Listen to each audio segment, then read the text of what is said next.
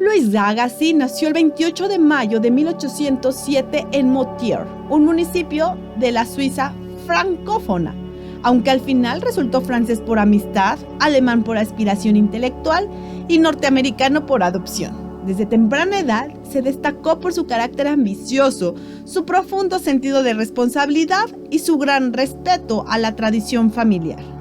En 1817, a la edad de 10 años, entró al Colegio de Vienne en Suiza, donde recibió una amplia educación en lenguas, historia, ciencias físicas y naturales, mostrando gran interés por las ciencias naturales y las lenguas.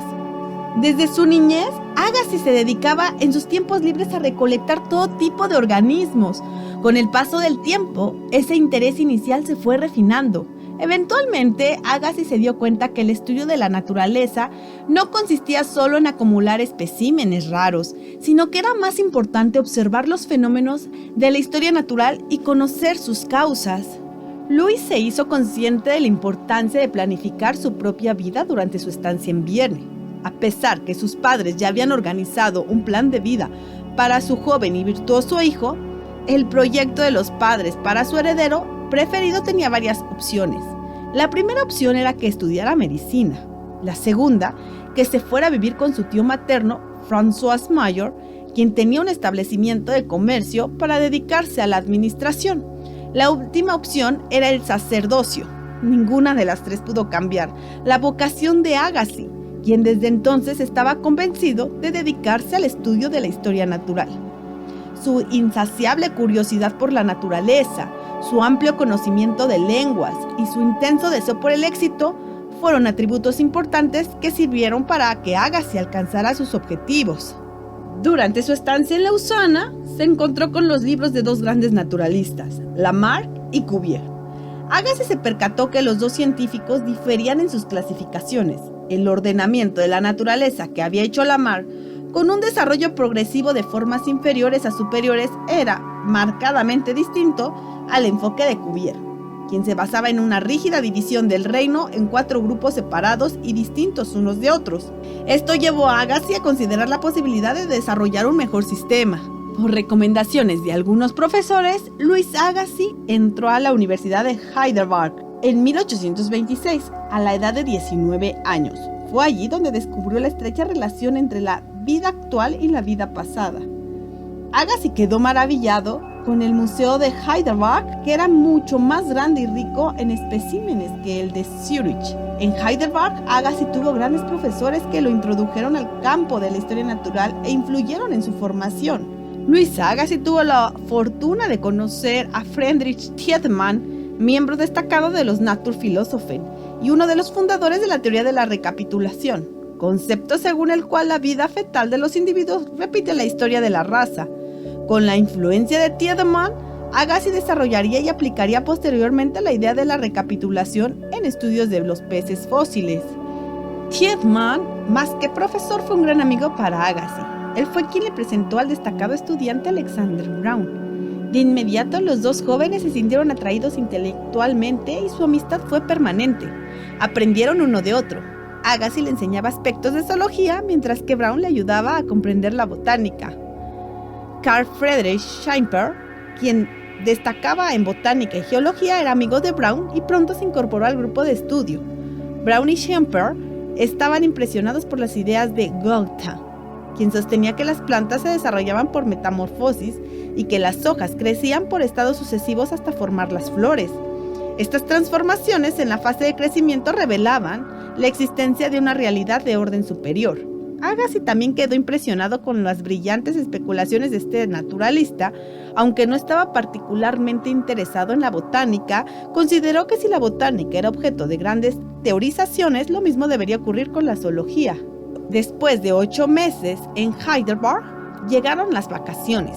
Agassiz no tenía dinero para regresar a Orbe con su familia, así que decidió pasar las vacaciones en la casa de Alexander Braun, la cual se encontraba muy cerca de la universidad.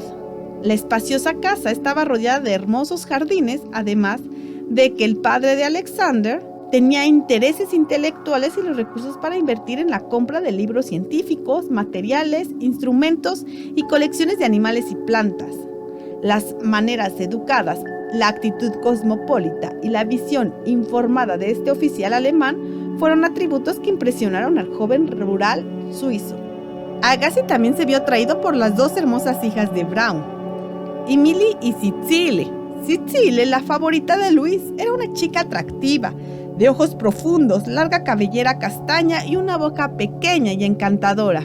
De constitución delgada, Cicile era tímida y reservada y expresaba su individualidad y creatividad mediante pinturas y bocetos realizados con notable destreza. Durante las vacaciones de Navidad de 1826, Agassiz tuvo la oportunidad de conocerla mejor. Ella mostró inmediatamente su interés en este joven brillante y se sintió muy halagada por el reconocimiento que hizo Agassiz de su talento artístico. La convenció de que hiciera los dibujos de los especímenes que había recolectado con Alexander. Mientras ella dibujaba diestramente diversos peces, Agassiz le expresaba su admiración por cada trazo. Fue difícil dejar esa feliz atmósfera cuando las vacaciones llegaron a su fin. De acuerdo con la evidencia historiográfica, es claro que Agassiz desde sus inicios como naturalista ya revelaba sus pretensiones teóricas. Se interesaba específicamente por la distribución espacial de los organismos, aspecto que consideraba esencial dentro del conocimiento de la historia natural. Desde entonces mostró su interés por el desarrollo de modelos explicativos generales sin conformarse con la mera recolecta. Durante el verano de 1827, Agassiz leyó el libro de texto de los Naturphilosophie del naturalista y filósofo alemán Lorenz Oken, el cual le proporcionó el mayor placer, pues le daba un sentido profundo a la metamorfosis de las plantas y a los misterios de la filotaxia. Agassiz conocía las ideas de Lamarck y Cuvier, como ya habíamos visto anteriormente, sobre la naturaleza y sabía cuánto diferían de su sistema de clasificación. Por tanto, no le sorprendió que Oken enfocara el problema bajo un punto de vista diferente. Según Oken, el hombre era la clave para entender la anatomía, la fisiología y el orden de todo el reino animal. No había nada en los animales inferiores que no estuviera de alguna manera representado en la estructura de la especie humana. El cuerpo del hombre podía verse representado, aunque no fuera más que de forma segmentada e incompleta, en los cuerpos de los animales. Todo el reino animal era una representación simbólica del hombre. Oken afirmaba lo siguiente: los animales son solo los estadios o condiciones fetales persistentes del hombre. Se podía intuir un sentido trascendente de la naturaleza. Todas las criaturas en el curso de su desarrollo aspiraban a llegar a un tipo ideal perfecto. Este tipo de teorizaciones generales le resultaron entonces de gran atractivo a Agassiz y encendieron aún más sus propósitos de dedicar su vida a la historia natural. En el verano de 1827, Agassiz viajó a Neuchâtel con el propósito de estudiar los peces de ese lago. De allí realizó un trabajo que resultó totalmente diferente a las recolectas que había hecho como amateur durante su adolescencia.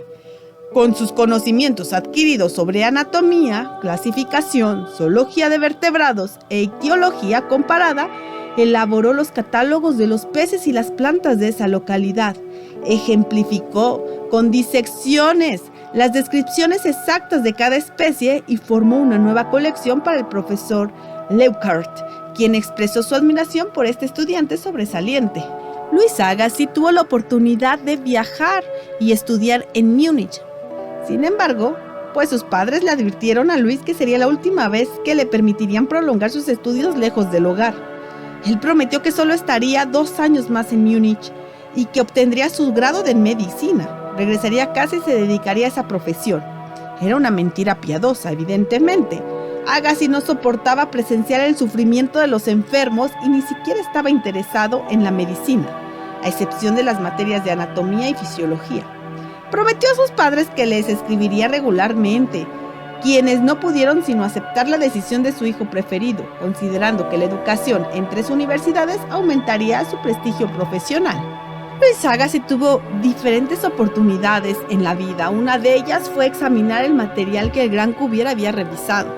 Cuvier, como ya habíamos visto, era considerado como la luz más brillante de la historia natural de aquel entonces. Agassiz lo admiraba por sus investigaciones sobre los huesos fósiles, por su sistema de clasificación que ordenaba al reino en grupos con identidad propia e independiente, moluscos, radiados, articulados y vertebrados, y por su nuevo trabajo sobre peces.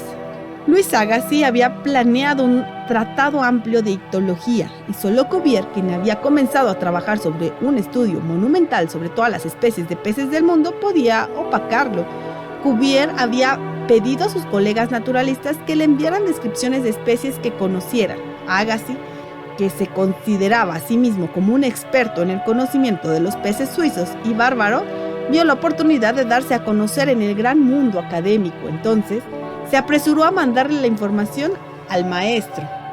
De manera predeterminada, Agassiz dedicó su trabajo de los peces fósiles a Cuvier, en vez de a algún pariente o maestro cercano, pensando en la ventaja que esto le podría traer en un futuro. Le envió una carta a Cuvier donde le pedía comedidamente que analizara el trabajo y le agradecía las valiosas observaciones que había hecho anteriormente a las láminas de Spix. La carta incluía el currículum vitae desde su estancia en Zúrich. Agassiz se cuidó de destacar que si bien en principio su objetivo era aprender medicina, cada una de las materias científicas que había llevado, más el trabajo realizado sobre los peces de Brasil, solo habían reforzado su deseo de hacer una carrera como naturalista. Le reiteró a Cuvier su convicción personal de que había nacido para ser un naturalista viajero, rogándole que fuera su guía en este proyecto. Agassiz anunciaba también que, una vez terminando el trabajo sobre los peces fósiles, escribiría una historia natural de los peces de agua dulce de Europa. Sobre este punto, Cuvier le comentó a Agassiz que parecía demasiado ambicioso y le aconsejó que describiera primero una familia. Agassiz quedó muy agradecido por la respuesta que Cuvier le había escrito. Una vez terminado el escrito sobre los peces fósiles de Brasil, el trabajo fue enviado a una reunión de naturalistas de la Universidad de Heidelberg y, por supuesto, al especialista Cuvier en París. Cuvier quedó asombrado por la precisión y la gran visión científica del escrito. Incluso cambió su opinión inicial y recomendó a Agassiz que abordara el trabajo sobre los peces de agua dulce de Europa, con la misma calidad que tenía el trabajo sobre los peces de Brasil. La familia de Agassiz esperaba que ya por fin Louis Agassiz practicara la medicina en su natal Suiza. Sin embargo, más o menos en 1831, París estaba sufriendo una gran epidemia de cólera, y Agassiz le comentó a su familia que para un buen doctor era importante estudiar esa enfermedad. Así, después de solo 10 meses de empezar a ejercer su profesión en su tierra natal, en octubre de 1831, Agassiz partió a la Ciudad Luz. Lamentablemente, Cuvier sufrió un golpe de parálisis y murió poco después, en 1832. Ello complicó la permanencia de Agassiz en París, pero para su fortuna recibió de Alexander von Humboldt un crédito de 1,000 francos con posibilidad de aumento en caso necesario, para que pudiera continuar con su trabajo. Sin embargo, no fue suficiente y Agassiz tuvo que regresar a su ciudad natal. En 1832, Agassiz consiguió el puesto de profesor de Historia Natural en la Universidad de Neuchâtel, en Suiza, gracias al apoyo de Humboldt. Ya había conseguido fama como autor de notables trabajos sobre peces fósiles. Después de varios años en esa institución, fue invitado por la Universidad de Heidelberg como profesor de zoología y de Historia Natural por la Universidad de Ginebra. Aunque rechazó ambas ofertas, pues estaba más interesado en dedicarse a sus publicaciones. Había montado incluso una pequeña imprenta e iniciado la formación de un museo de historia natural en la ciudad suiza. Louis Agassiz presentó por primera vez su teoría glacial durante su discurso como presidente de la Sociedad Suiza de Ciencias Naturales en Neuchâtel, en julio de 1837. Se trataba de una mezcla de las observaciones de Carpentier y de Schimper. Demostró que determinadas superficies de las pendientes del Jura estaban estriadas y pulidas exactamente igual a las que todavía se estaban formando en el lecho de los glaciares.